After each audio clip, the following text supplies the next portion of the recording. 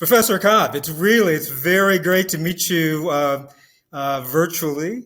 I want to ask, just sort of start by sort of noting the fact that the documentary was aired and I'm assuming finished before the verdict on Derek Chauvin, and I would love your thoughts about whether or not that verdict will make any difference in police forces across the country or in how we think about police brutality in the Black community or the minority community.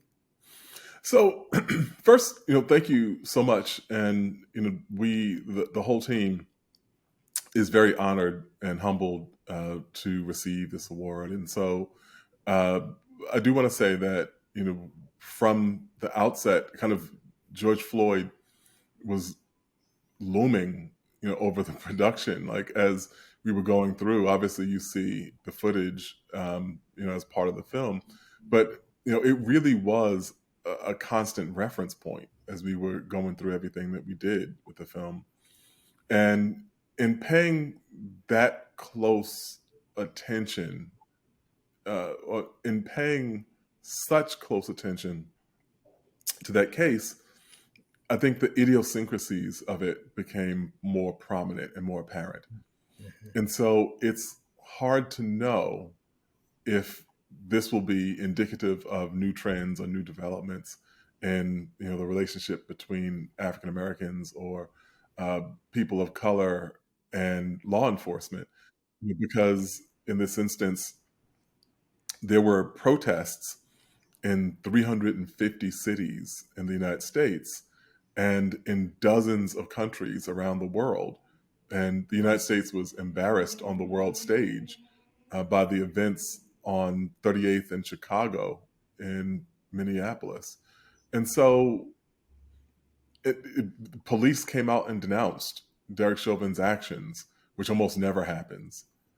And so nothing about this case looks the way that these cases typically look.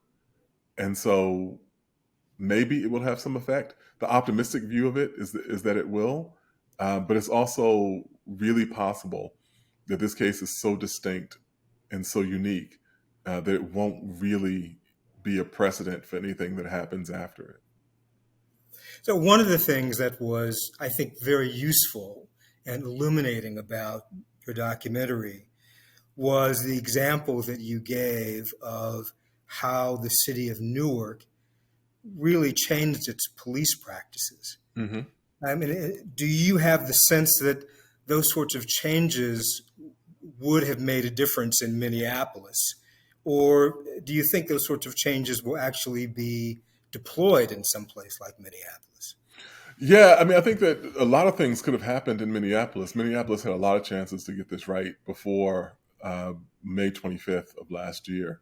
And, what I mean by that is, there was, Philando Castile, who was killed, in a car after he told an officer that he was a licensed carrier of a firearm. And that happened just outside Minneapolis, in a suburb of Minneapolis. There was Justine Demond, who was killed by Muhammad Noor, a police officer in Minneapolis before that. There was the Jamar Clark incident. He was killed by a police officer, and there were disputes about whether he was handcuffed at the time or not. But it was, a huge controversy. There have been multiple cases in which the MPD had a chance to revisit and review what they were doing and to take a move in a different direction. None of that happened, and the death of George Floyd was the culmination of that. The other thing that I think is important, something that hasn't been talked about as much in that case, was the fact that Derek Chauvin was a 19-year veteran of the police department. And so when people began to kind of make the argument that he was an isolated problem, there wasn't a systemic concern, well, the problem is that this person could have all these kinds of traits and all these characteristics and still be in that police department for 19 years and not be rooted out. And so it does point to a kind of systemic concern there. So one of the other interesting things that you did with the documentary was I think it was the drive along with, I think these were like Black and Latino officers in Newark, Hmm. Hmm. which suggests that part of the problem that you were highlighting about police brutality was not simply the problem of white officers, that this was a Hmm. problem about something else. I mean, am I Hmm. making sense? Do you know what I'm Yeah, referring yeah. to? So in Newark, what happened in 1967 when Newark had that huge uprising, as a result of a black cab driver being beaten by white police officers. And, the riot that lasted 5 days in the city, it kind of marked the city's history. And one of the things that came out of the report that was issued was that the police department needed to diversify. They needed to have more black officers on the force and more Latino officers on the force. Well, now Newark has a majority minority police department, but they still have some of the same problems. And that's not to say that there's not a racial implication to this. When I talked to the mayor about that, I said up front, look, you have a majority minority police department. Can you say these problems are a matter of race? And he said, yes, because the question is not who's doing it. The question is who is on the receiving end of it.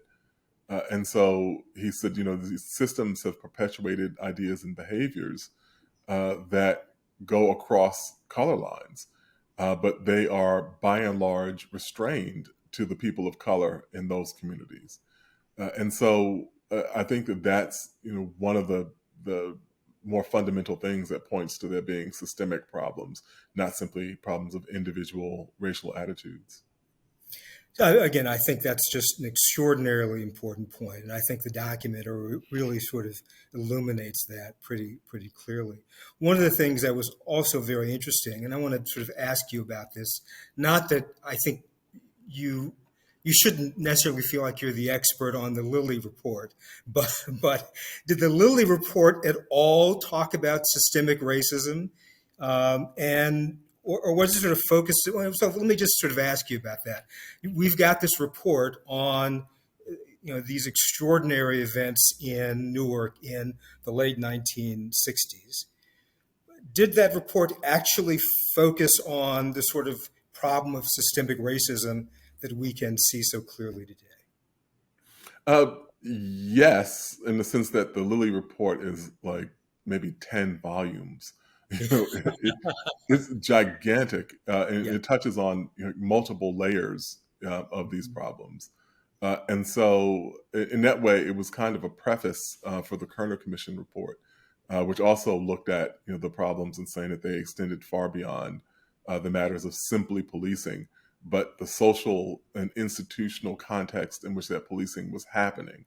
And so, yeah, the Lilly report kind of pointed in that direction. But of course, the problem has not been, a lack of reporting on it.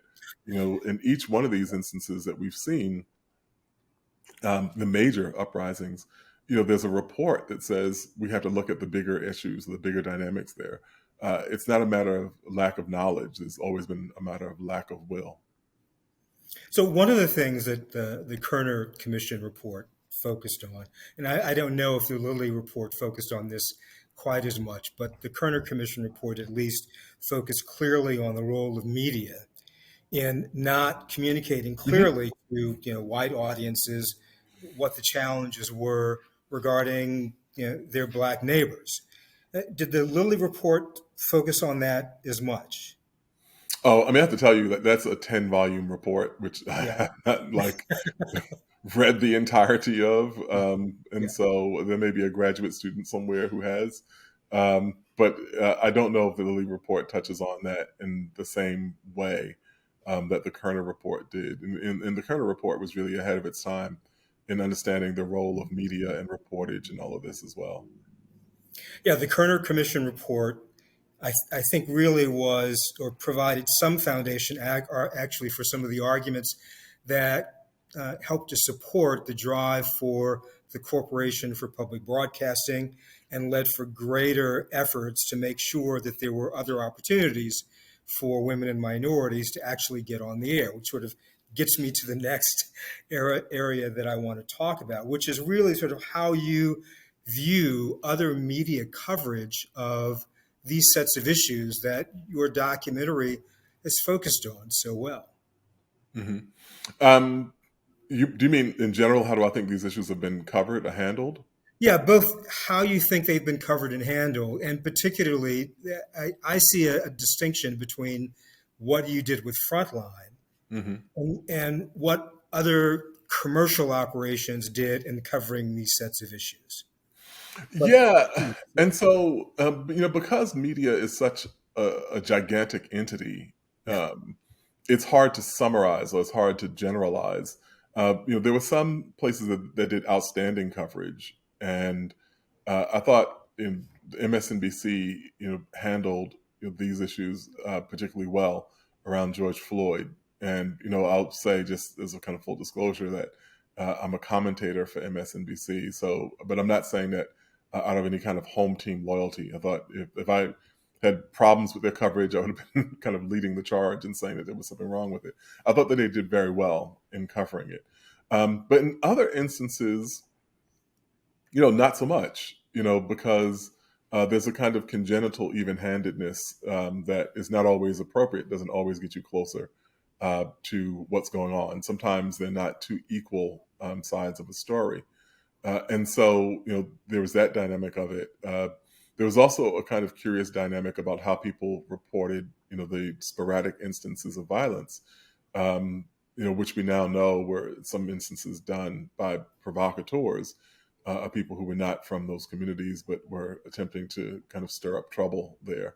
And so, there's the real question, about like how producers really set out to cover these stories in the first place, and what kind of leads reporters are taking. And I think it's a mixed bag in most of these cases, particularly in the George Floyd case.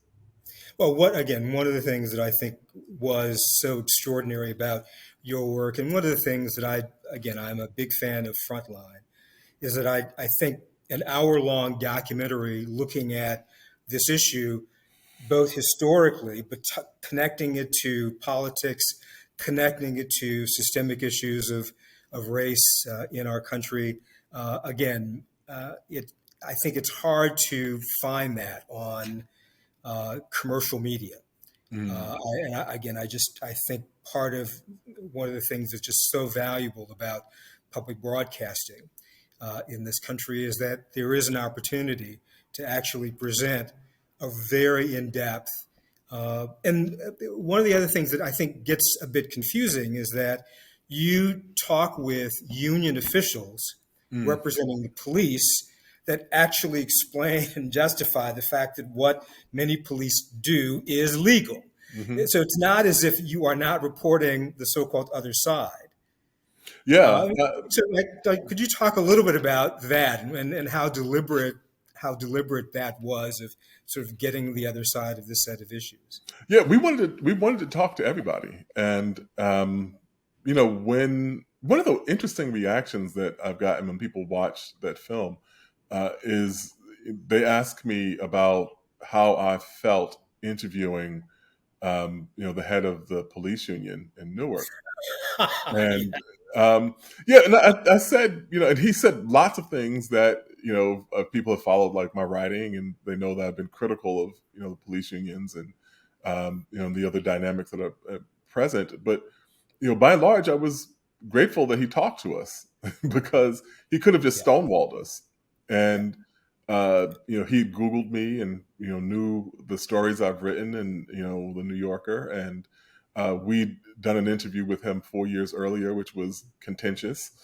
Um, and he still came out and was interested in talking to us and conveying his viewpoint as the head of the police union. So I was really glad to have that opportunity. And we talk with people from different views, which is the only way to really get any clarity on what's happening there.